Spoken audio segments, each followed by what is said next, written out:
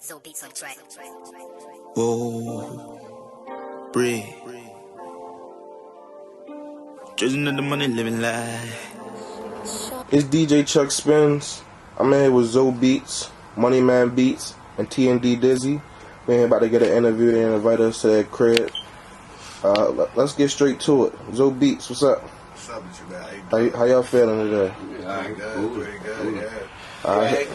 I know you just got back from Atlanta. Yes. Seen that interview with Static 6 on my YouTube right now. Yep. Had to come get an interview with you.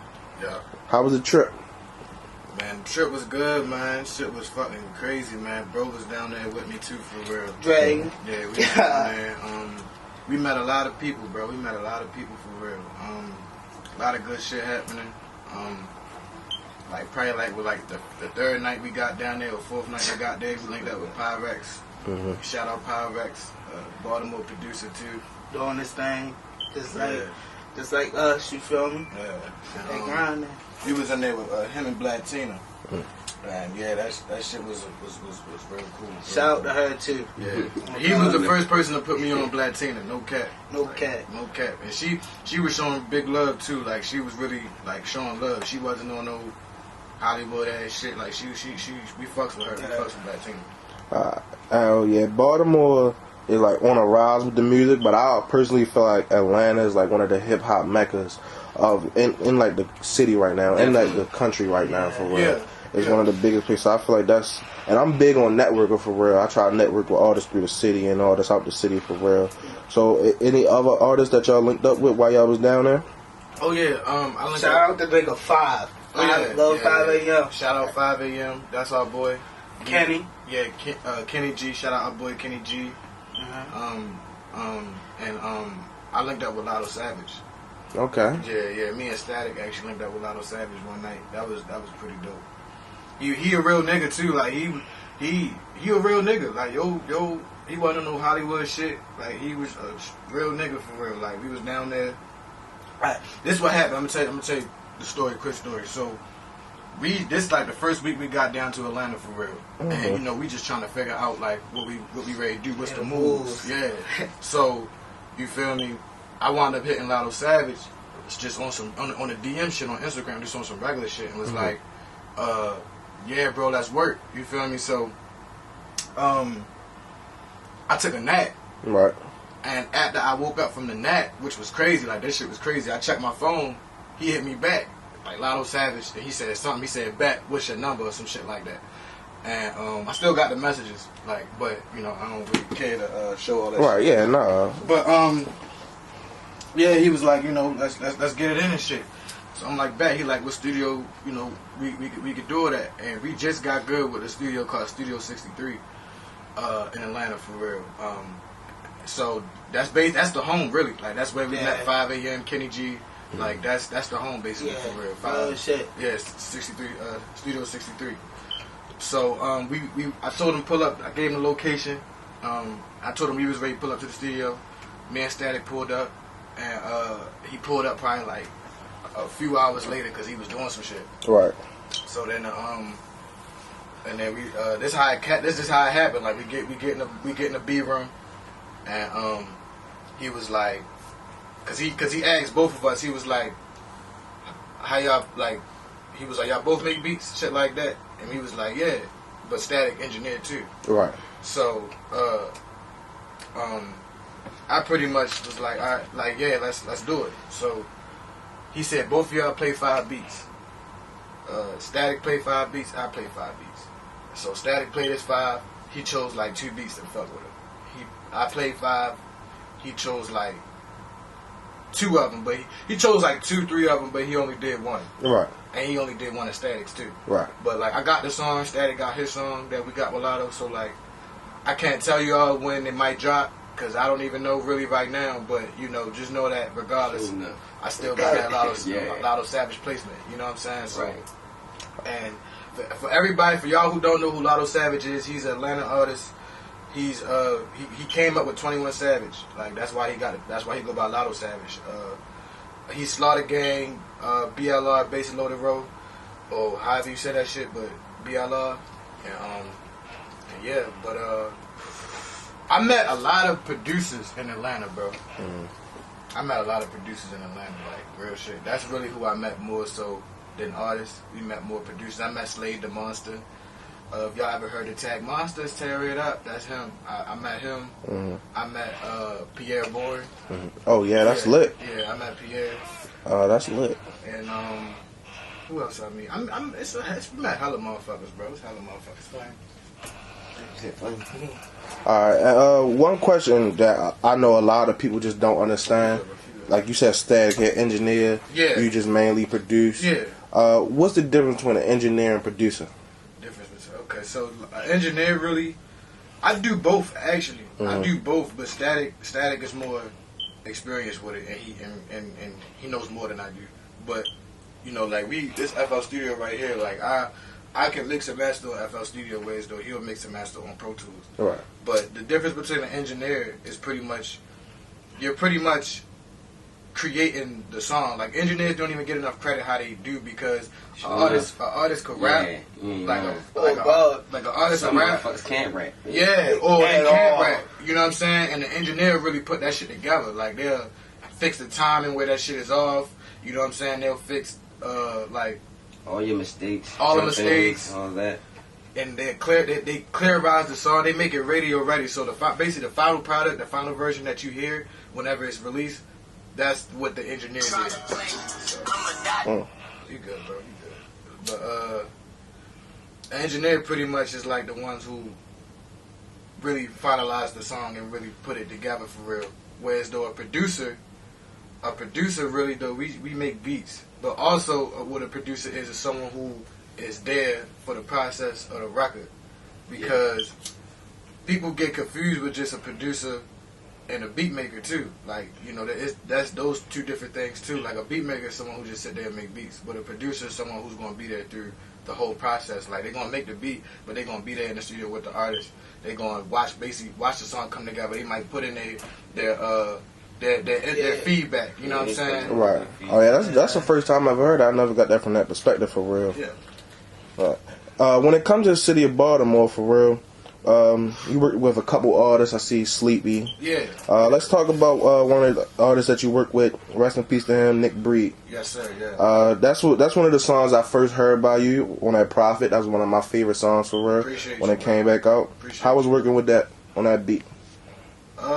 Man, how that song came together was just really like, bro Ben had to be actually through Cash. I gave that beat to Cash, and Cash was basically like shopping the beats around to just Baltimore artists that pulled up to the studio, and Breed just so happened to be one of those artists that pulled up.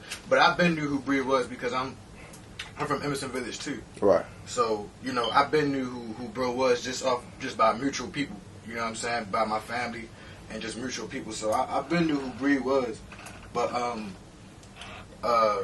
I guess Breed wound up hearing that track, that beat, from when Cash played it for him, and just he was like, yeah, this the one, and he hopped right on it and did his thing. And that night, you know, him and Cash made the little videos out, you know, to the song and whatever, and that shit was great. My relationship with Breed personally, that was my bro. Like that nigga, motherfucking, like, you know what I'm saying. For the time that me and him actually really locked in for real, right? You know, he showed me just nothing but real. You know what I'm saying? He was genuine. You know what I'm saying? He was an authentic nigga. Like his sound was authentic. You feel what I'm saying? Right. Like his sound was a different sound than most artists in Baltimore might come up, because what he was basing his sound off was off of pain.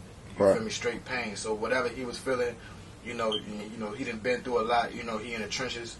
You know, and the village ain't no joke. You know what I'm saying? I'm from village too, so I know firsthand too how big he shit get out there. You know what I'm saying? So it's real out there. You know what I mean? That's over west too. So like it's going down. That's naughty.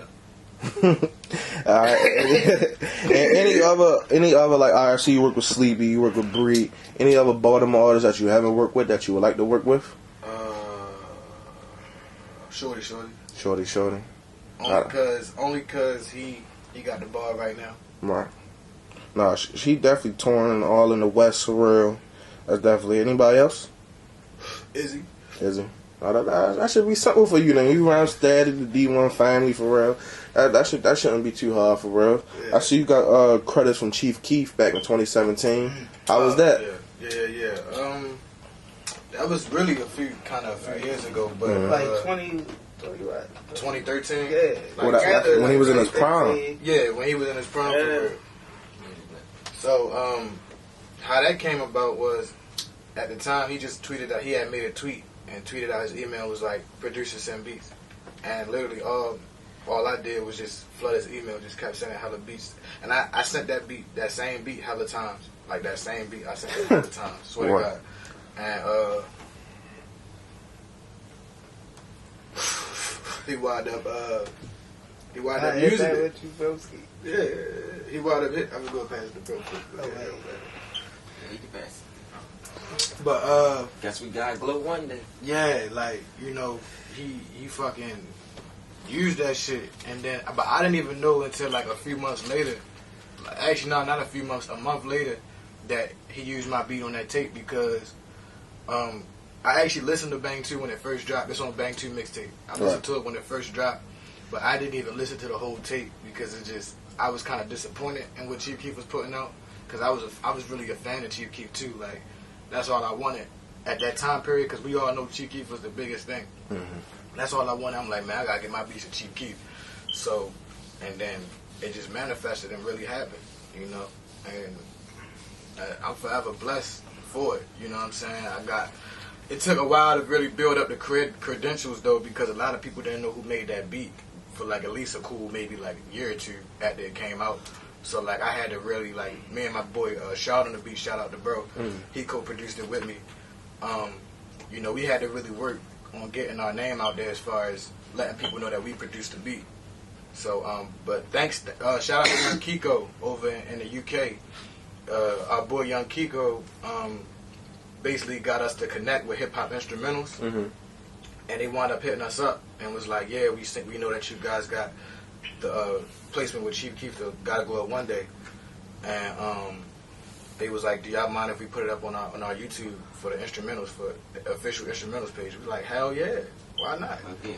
So we put up, but see, the original beat didn't have our tags in it, so we had put our tags in the instrumental just right, get your credit right. Yeah, and to help with the credit. Right. So we did that, and shoot, that joint got numbers on YouTube right now. Like if we was to go pull it up, like it got thousands of views, like more than 50K, Right. at least more than 50K. So, but that's just the instrumental. The song itself got millions and millions of listens and downloads. Like that song is a big song in itself, and that was a song like all my homeboys back in school when they found out I made that, they was like, for real, like it was fucked up. Like a lot of people was, because that was a lot of people's favorite song. Probably didn't even believe you. Yeah, Probably didn't even believe you. yeah. Like some of them didn't even believe I made that shit.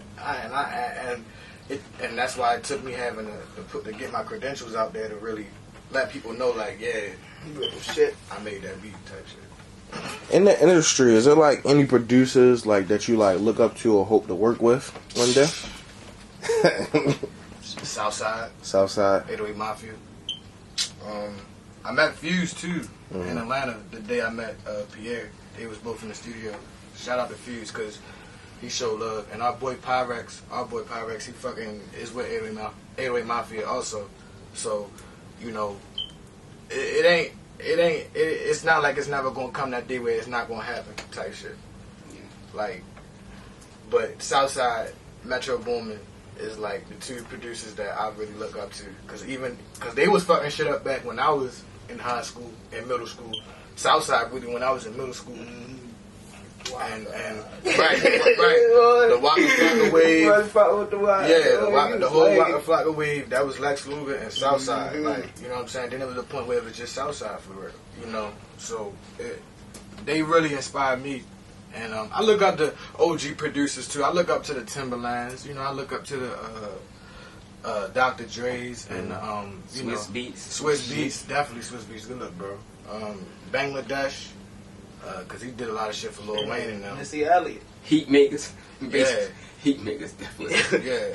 Like, listen to all that shit. Everything that you could think about for real, I listen to all of it. Like, all the producers. All the And in the next 5 years, what's like your goals as a producer? Oh man, in the next 5 years, Flame, anybody?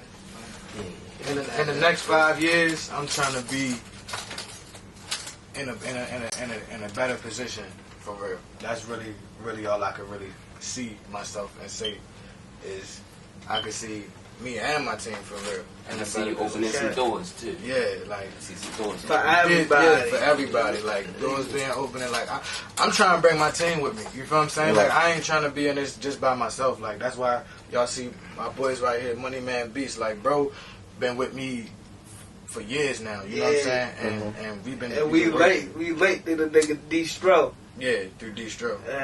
Yeah, shout out okay. D-Stro. Shout out D-Stro. But yeah, you know, and my boy Dizzy right here, you know, shout out TND Riley. For everybody who don't know, this TND Riley's blood cousin, like blood peoples, and TND Riley, he gonna come up. He hard as shit. Matter of fact, after this interview, we gonna go link with bro too. So, but yeah, TND Riley. So he really hard. But I'm trying to bring my whole team on, like, you know what I'm saying? I ain't trying to just have it all for self, you know what I'm saying? I'm trying to bring my whole team on, and everybody who really rocking with me and supporting with me, I'm trying to bring them on with me. Like, I'm trying to, because everybody talented. Everybody around me, everybody you see around me is talented some type of way. Whether if it's trapping, whether if it's motherfucking this music shit, it don't matter. Like, all my niggas is talented. Like, real shit. And it's DJ Chuck Spins. Right here with ZoBeatz, the man behind the sign. What's up, Baltimore? Try to play, I'ma die today, and my cousin gone. Sometimes I sit and pray, sometimes I'm with my squad, and then I think today, I wish it was a dream, it was really fraud, but it's really real. My fucking nigga gone, that's why I'm sitting here to put this in my song, put this on my mind. It's like a gift from God, it's like it's telling me that it's a blessing day.